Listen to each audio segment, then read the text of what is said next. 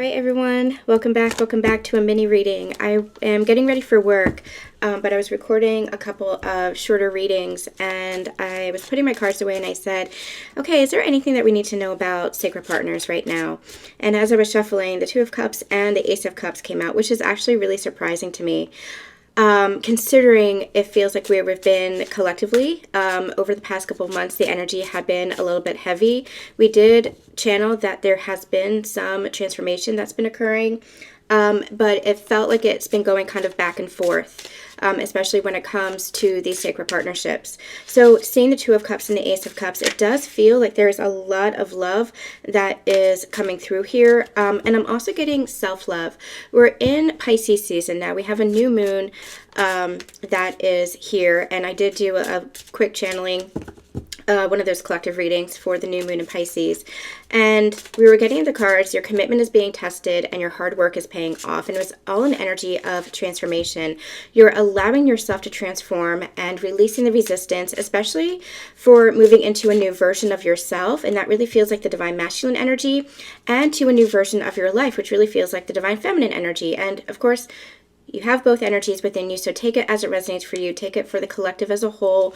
But it really feels like allowing change. Both of you might be mirroring and allowing change. Both energies might be mirroring and allowing change in different forms. So seeing the Two of Cups here and the Ace of Cups, it really feels like this energy of self-love.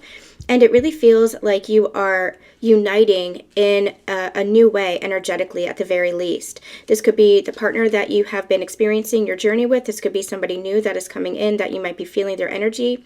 This could be a transformation that's coming into your connection as a whole, or for yourself. So take it as it resonates for you. But it really does feel like there is this union energy that's coming together. And I'm just getting drawn to the color of this card, the green being that heart chakra energy. And look at like this is kind of what we channel for the union energy, where the two cups pour into the third, creating this third energy.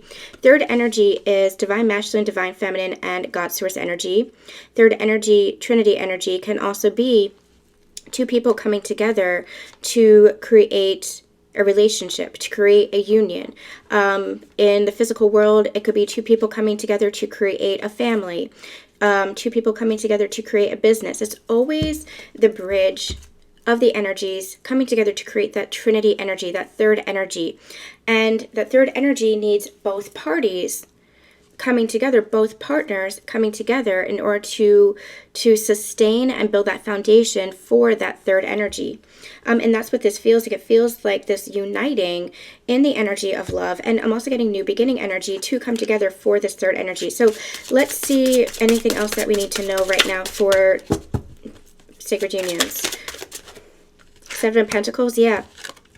And that's what this feels like. So you see both of you filling up on that self-love, that open heart chakra, or the opening heart chakra, and reminding me of the previous Sacred Union energy update that we did, clearing the mirror. And that's what it really feels like. You're allowing yourself to release the projection, the blame, the judgment that might have really persevered in your connection and really made your connection feel a little bit toxic, or made your connection feel a little bit difficult or challenged in whatever way. Because what happens with these counterparts is you show each other the mirror, but if you're not connected to yourself, or if you're still in distortion, there's still healing and growth that needs to happen, substantial healing and growth, they're correcting me, the mirror becomes foggy, distorted. It's not clear. You can't see each other clearly. You're seeing your partner through that lens of the wounded nature, through the lens of the wounded self, where old trauma and triggers are coming up. But rather than looking at yourself or looking at your past in order to heal it,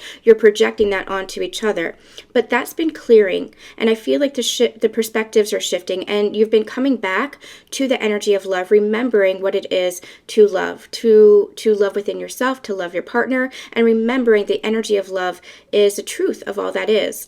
That doesn't excuse behaviors, that doesn't excuse habits or patterns. Those all have to be looked at, worked on, brought to awareness, and shifted appropriately, however you feel fit for your own life, for your own journey. Remember, you can't control or dictate anybody else's journey. You can only honor yourself.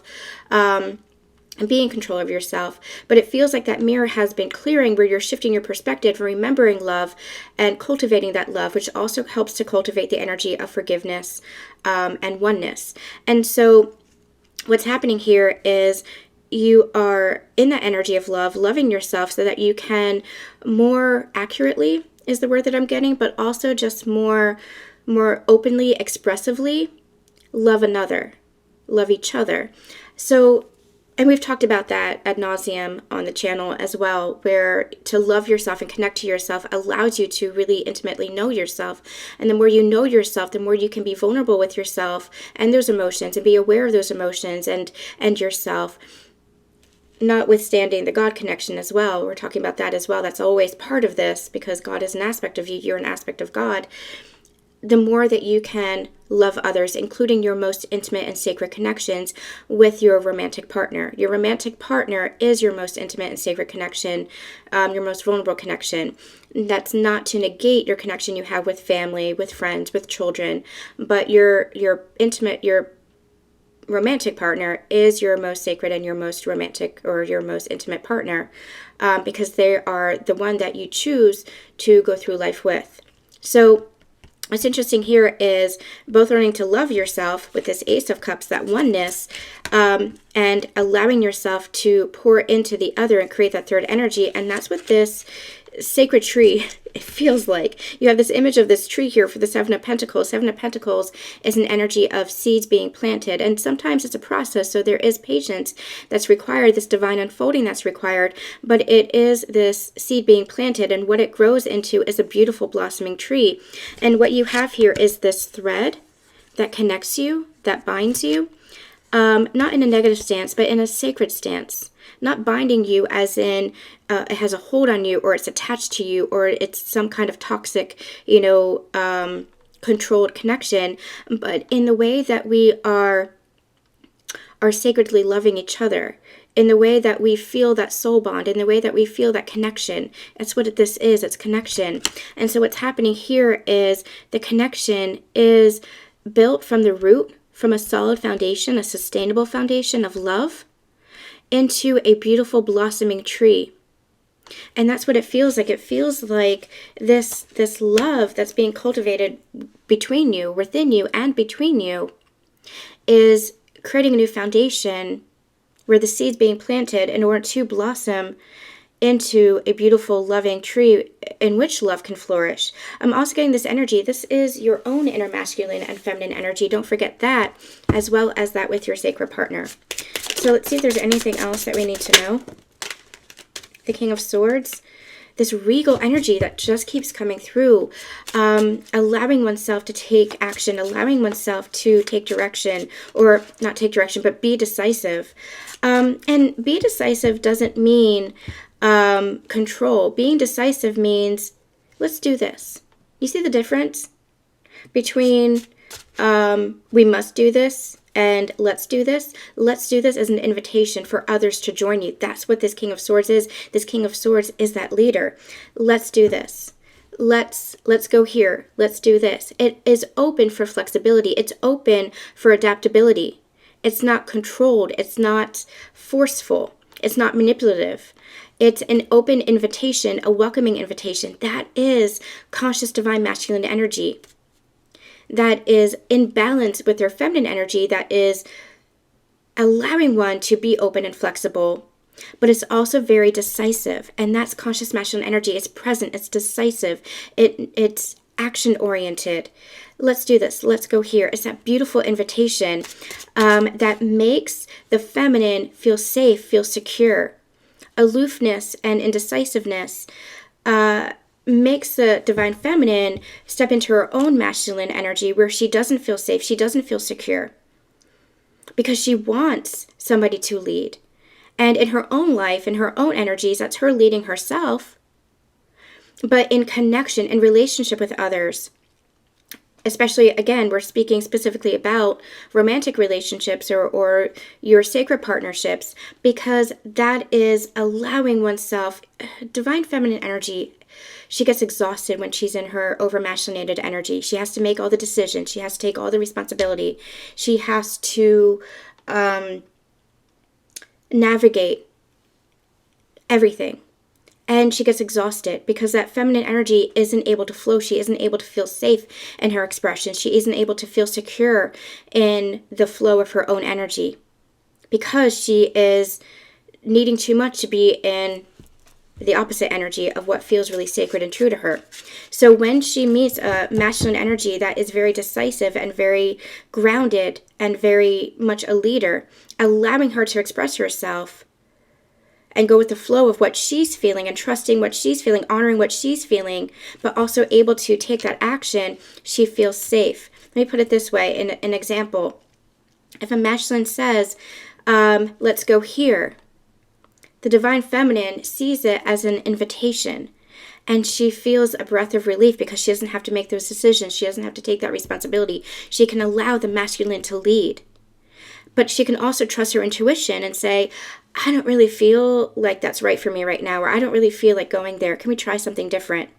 And the conscious masculine will receive that energy from the feminine and be flexible. He won't be controlling and forceful, like, no, we have to do this because I say so. He will listen to the intuition of the feminine and take that into consideration and kind of pivot and say, okay, well, how about we do this instead?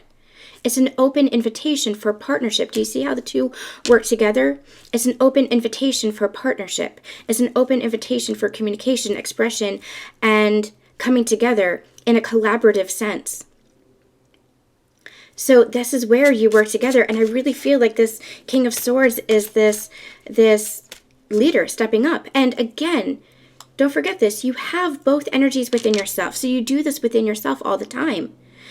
For the divine feminine, healing your inner masculine is where you can feel safe to take the lead for yourself, but also having the trust in your own intuition. I do this every day in my business, where I know how to step up and take action for my business, but I'm also trusting my intuition as far as where I'm being led, where I trust my intuition as far as my next steps or what I'm meant to be doing that day.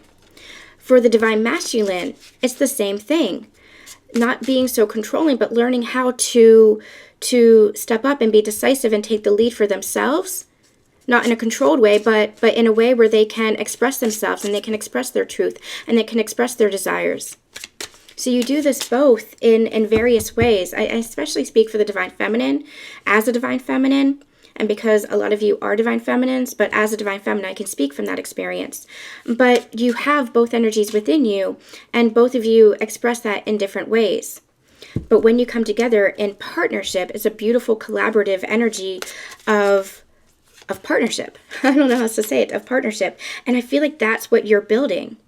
That's what you're building. And I feel like it's really this masculine energy, this King of Swords energy, that is helping now, energetically at the very least, to build this new foundation, to plant that new seed of truth, of clarity, of expression within the relationship where perhaps expression had been withheld or communication had been withheld or that leadership quality had been withheld in some way, shape, or form.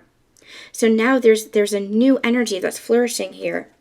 Let's get one more card to see if there's anything else, or a couple more cards to see if there's anything else before we end this, because I don't have a lot of time. What else do we need to know?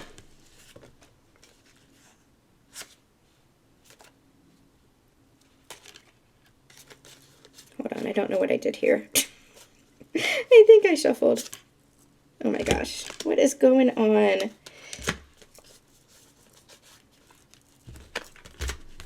All right, let's try that again.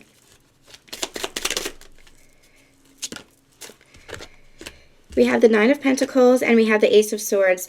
It's beautiful because these two cards came out in one of those readings that I just did, which was, I got a download that said, it was a music download. I can't remember who sung this song for the life of me.